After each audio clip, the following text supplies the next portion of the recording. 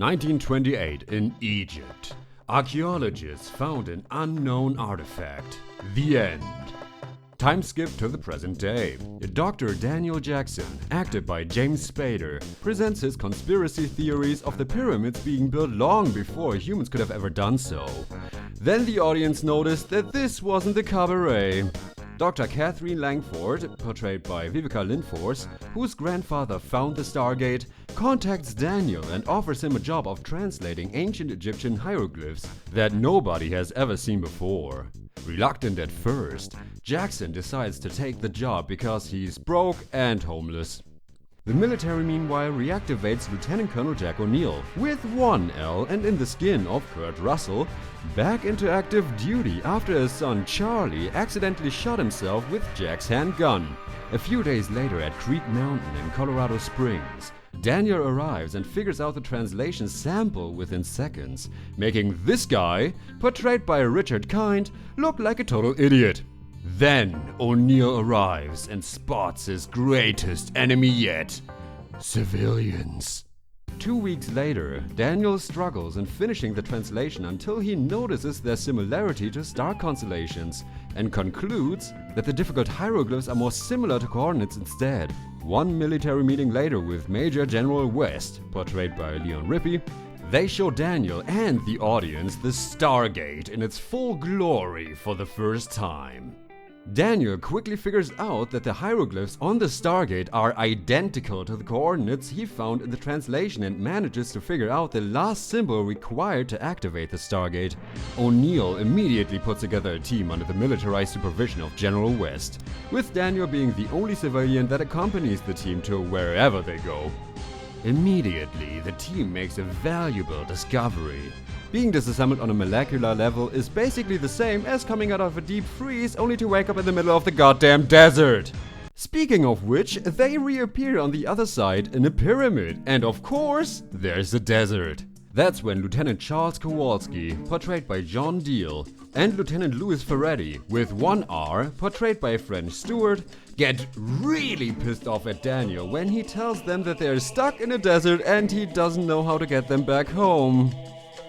Oh my, is that yuck? Daniel catches a ride and the team discovers a mining site where they apparently get the super heavy materials that the Stargate is made from. This guy, Kazu, portrayed by Eric Avari, thinks that Jackson is a messenger of the gods because of the lucky charm that Catherine gave him prior to the departure, and thus, the team achieves god status. Damn, that was the quickest case of falling up the ladder I've ever seen yet. O'Neill makes closer contact with the son of Kazuf named Ska'ra, portrayed by Alexis Cruz, and befriends him until cultural differences get in the way. Because at the dinner party, Kazuf gives Daniel his daughter Sha're, portrayed by Emilia Avital, to have fun with. It really is that kind of party, huh? Meanwhile, back in the pyramid, a giant sandstorm forces the rest of the team back into the building and oh wait, Lieutenant down, Lieutenant dead, and Lieutenant dead. Okay. Back in the camp, Sha're shows Daniel her secret temple chambers while O'Neill shows Ska'ra the value of smoking. Then O'Neill tries to find Daniel because they lost contact with the other guys. Jackson, guy wears this jacket. He's got like long hair that comes down. No, it's... Wears glasses, so he can see.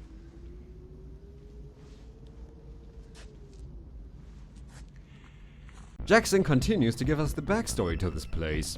An old alien race, threatened with extinction, went around the stars and, like parasites, took human bodies as hosts and, with the help of a sarcophagus, could theoretically live forever. The parasite we are dealing with is Ra, the sun god of ancient Egypt and portrayed by Jay Davidson, who fled Earth in ancient Egypt due to an uprising, leading to the Stargate being buried. In order to prevent the same on this planet, Ra banned reading and writing in order to control the layout of history. Oh, and also, Daniel finds the address back to Earth, but the last of the 7 symbols is unrecognizable, forcing O'Neill to retreat back to the pyramid, which looks a whole lot more fortressy. Lieutenant dead, Lieutenant down, O'Neill builds a nuke that they brought with them, but they're captured anyway. This is when the two first lay eyes on Ra, protected by his own little harem of children, who immediately calls out O'Neill for the nuke. The Colonel doesn't enjoy having his weapon rights revoked, but is knocked out shortly after Daniel was shot. Ra attacks the settlement as punishment while Scarara loots O'Neill's equipment. Jackson is revived, and oh boy, you better get used to that line in particular, as the Sun God calls Daniel for a personal meeting. Yo, what up, mortal? Just wanted to let you know that I upgraded the nuke with the super heavy stuff and I'll send it right back to Earth. Tomorrow. Also, you'll kill your teammates in public, and I'm still kinda salty that you guys threw me off your planet, you know. He couldn't see Scarara's boys coming, however, and raids the public execution.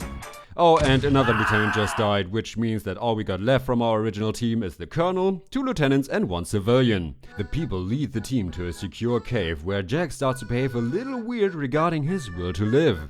But Daniel calls him out, and he's forced to admit that this expedition is not an expedition, but a suicide mission to determine if a hostile threat on the other side exists, and if so, blow it up with a nuke.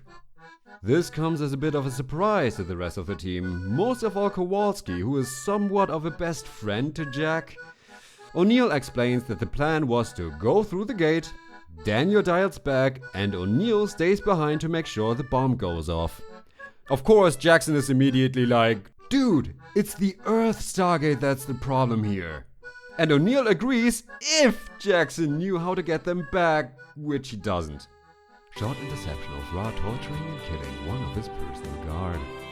Back in the camp, Daniel finds out that he has been engaged to Sha're without his knowledge, but he doesn't really dislike the idea, and after clearing up that slight misunderstanding that Sha're had about Daniel, they both actually fall in love. Good for them, I suppose. And our boy Ska'ra proves to be the go-to wingman of his own sister. Hell yeah! The next morning, Ska'ra unintentionally shows Daniel the final symbol needed to dial home as he illegally puts some graffiti on the walls. Soon after, O'Neill deals the first blow and starts the Uprising. Kazoof tries to stop them, but he joins the rebellion as Daniel shows that Ra's warriors are nothing more than humans. Jack, Daniel, and Sha're sneak in as slaves that brings tributes, when O'Neill begins to introduce himself. The rest, after the entrance was blocked, have to deal with an aerial assault, and suddenly everyone understands English as Kowalski issues orders to the folks. Okay then. Jack wants to follow through with his original plan and arms the nuke as he orders Daniel to return home. However, they are ambushed and Sha're is killed. When the ring portal up to the ship is activated, Daniel steps in with Sha're to bring her into the sarcophagus. O'Neill, in the meantime, has to deal with the leader of Ra's personal guard. Outside, Scarra's best friend and this movie's comic relief character is killed. Who cares? During the battle, O'Neill tries to disarm the nuke to save Daniel's life, but struggles against his foe. This is also when the forces outside have to surrender to Ra as they are hopelessly outgunned. Daniel, on the other hand, is being tortured by King Tut until O'Neill sends Asshole's head back to his master. Daniel takes the moment of opportunity and uses the teleportation to escape Ra's torture and save Sha're. Everyone except for Jack and Daniel have lost their battle. O'Neill attempts to deactivate the nuke, but unfortunately it was rigged to explode after activation, no matter what. But outside, the battle is quickly turned around as Kazoof mobilizes every man and every woman to fight for freedom. This is when Ra makes a run for his money, seeing as Earthlings have thrown him off a planet for a second time. Earth Patrol doesn't like that one bit. So O'Neill and Daniel simply decide to send him the rigged nuke that Ra has upgraded himself, and it goes boom boom up in space. Yay! The battle is won! Ska'ra and O'Neill pay their respects. Daniel and Sha're make out in front of a few thousand people, and Kazoof celebrates the death of Ra. A few hours later, O'Neill, Lieutenant Ferretti, and Lieutenant Kowalski return back to Earth, while Daniel stays behind to enjoy a happy marriage. Jackson and O'Neill share one last moment of friendship together, as the Colonel reassures the Doctor that he's finally okay again with 100% less cigarettes and suicide wishes. And this was Stargate the movie. Honestly, in regards to the rest of the TV show that follows, a lot of the lore in this movie is rewritten or outright dropped. It's still a good movie, although one that I personally don't enjoy rewatching too many times because the pacing is just a little too slow in my opinion. Anyway, I hope you had an enjoyable time watching. My current plan is to do a rough recap like this for every story-relevant episode of the Stargate TV show, even if it will take perhaps too much time. Oh, and if you're worried about my video game content, don't worry, I'm on that shit. I just don't have the time necessary to properly do it right now. And with that, I hope you all had an enjoyable time watching once again, and I wish all of you a good day. See you next time.